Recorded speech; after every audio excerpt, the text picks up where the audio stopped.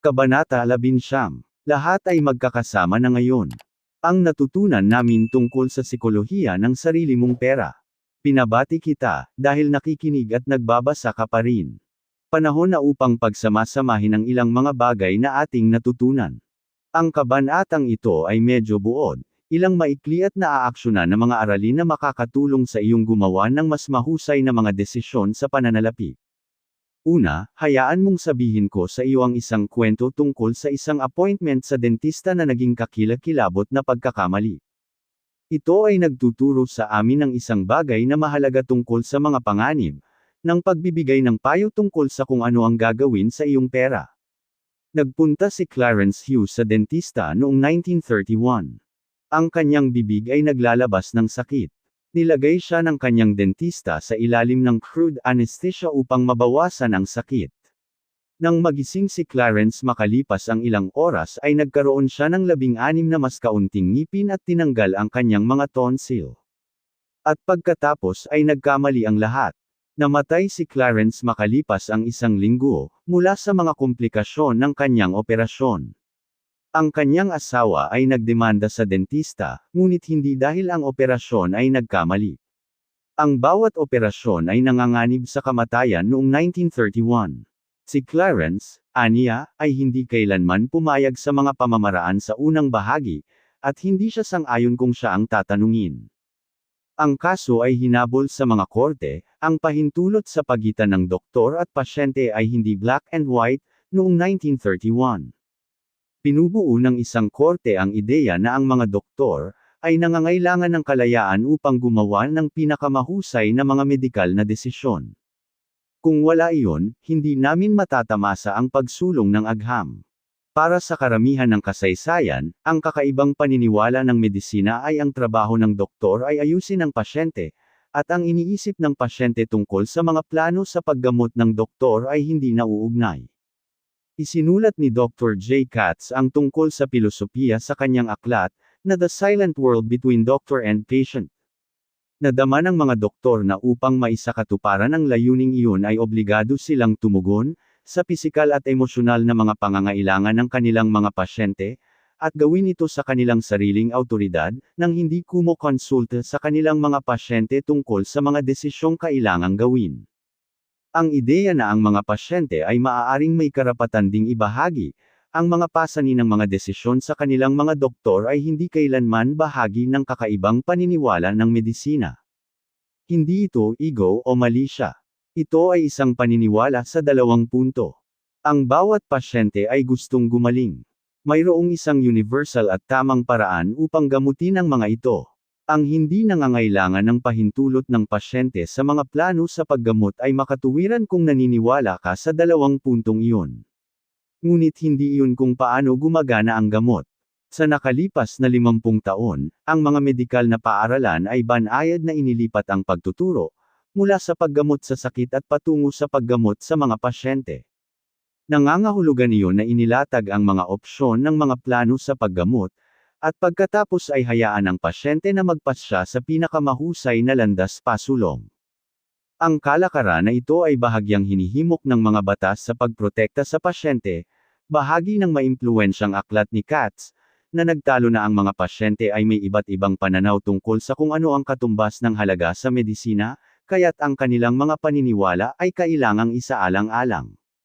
Sumulat si Katz. Mapanganib na katarantaduhan na igiit na sa pagsasagawa ng kanilang sining at agham na mga manggagamot, ay maaaring umasa sa kanilang mabait na mga intensyon, sa kanilang mga kakayahan na hatulan kung ano ang tamang gawin.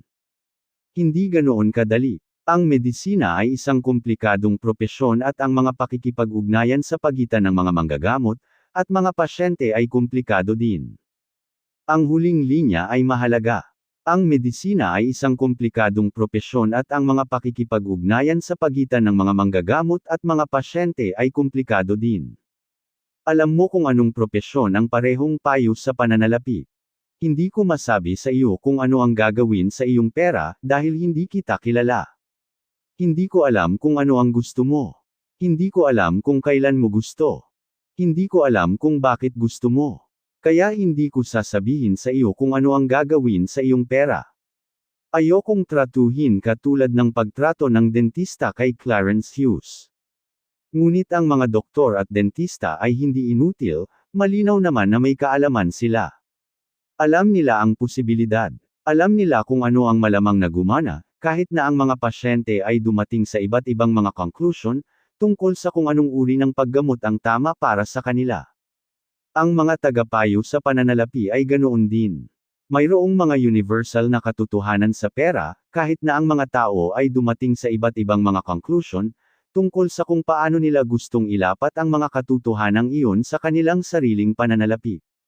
Sa pagkakaroon ng mga babala na iyon, tingnan natin ang ilang maiikling rekomendasyon na makakatulong sa iyo, na gumawa ng mas mahuhusay na desisyon gamit ang iyong pera.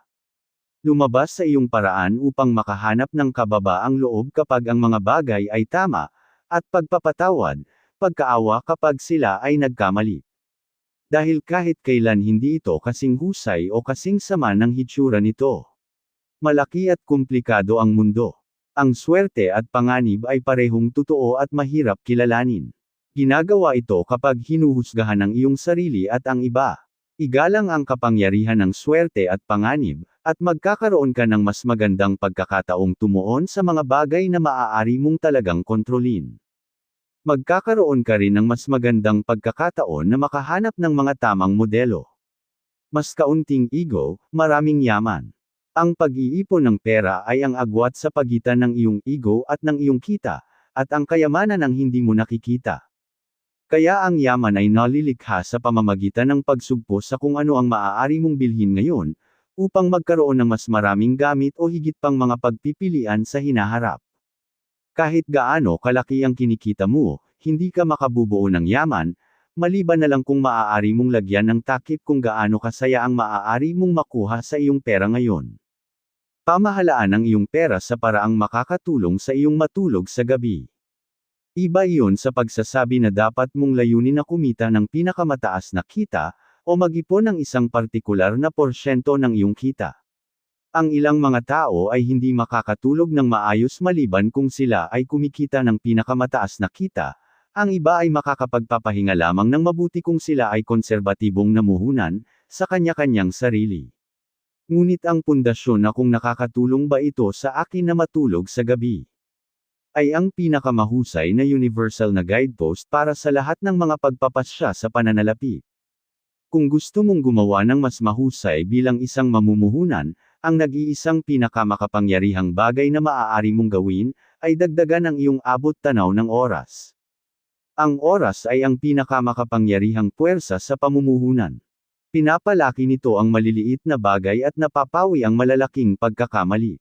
Hindi nito ma-neutralize ang swerte at panganib, ngunit itinutulak nito ang mga resulta na mas malapit sa kung ano ang nararapat sa mga tao. Maging okay sa maraming bagay na hindi maganda. Maaari kang magkamali sa kalahati ng oras at kumita pa rin ng isang kapalaran, dahil ang isang maliit na minorya ng mga bagay ang dahilan para sa karamihan ng mga resulta. Anuman ang ginagawa mo sa iyong pera, dapat kang maging komportable sa maraming bagay na hindi gumagana. Ganyan talaga ang mundo. Kaya dapat mong palaging sukatin kung paano mo nagawa sa pamamagitan ng pagtingin sa iyong buong portfolio, sa halip na mga individual na pamumuhunan. Mainam na magkaroon ng malaking bahagi ng mahihirap na pamumuhunan at ilang natitirang mga pamumuhunan. Iyan ang kadalasang pinakamagandang senaryo. Ang paghusga sa kung paano mo nagawa sa pamamagitan ng pagtutuon, sa mga individual na pamumuhunan ay ginagawang mas maningning ang mga nanalo kaysa noon, at ang mga natalo ay mukhang mas ikinalulungkot kaysa sa nararapat. Gumamit ng pera upang makontrol ang iyong oras, dahil ang hindi pagkakaroon ng kontrol sa iyong oras ay napakalakas at universal na sagabal sa kaligayahan. Ang kakayahang gawin ang gusto mo, kung kailan mo gusto, kung sino ang gusto mo, hanggat gusto mo, ang nagbabayad ng pinakamataas na dibidendo na umiiral sa pananalapi. Maging mas mabait at hindi gaanong marangya. Walang sino man ang humahanga sa iyong mga ari-arian gaya mo. Maaari mong isipin na gusto mo ng isang magarbong kotse o isang magandang relo. Ngunit ang malamang na gusto mo ay respeto at paghanga. At mas malamang na matamo mo ang mga bagay na iyon sa pamamagitan ng kabaitan, at pagpapakumbaba kaysa sa horsepower at chrome. I-save. I-save lang. Hindi mo kailangan ng tiyak na dahilan para makatipid. Napakahusay na mag-ipon para sa isang kotse, o isang down payment, o isang medikal na emergency. Ngunit ang pag-iipon para sa mga bagay na imposibleng hulaan o tukuyin ay isa sa mga pinakamahusay na dahilan para mag-ipon. Ang buhay ng bawat isa ay isang tuloy-tuloy na kadena ng mga sorpresa. Ang mga pagtitipid na hindi inilaan para sa anumang partikular na bagay, ay isang bakod laban sa hindi maiiwasang kakayahan ng buhay, na sorpresahin ang impyerno mula sa iyo sa pinakamasamang posibleng sandali. Tukuyin ang halaga ng tagumpay at maging handa na bayaran ito. Dahil walang halaga ang libre. At tandaan na karamihan sa mga gasto sa pananalapi ay walang nakikitang mga tag ng presyo. Ang kawalan ng katiyakan, pagdududa, at panghihinayang ay karaniwang mga gastos sa mundo ng pananalapi. Madalas silang sulit na bayaran.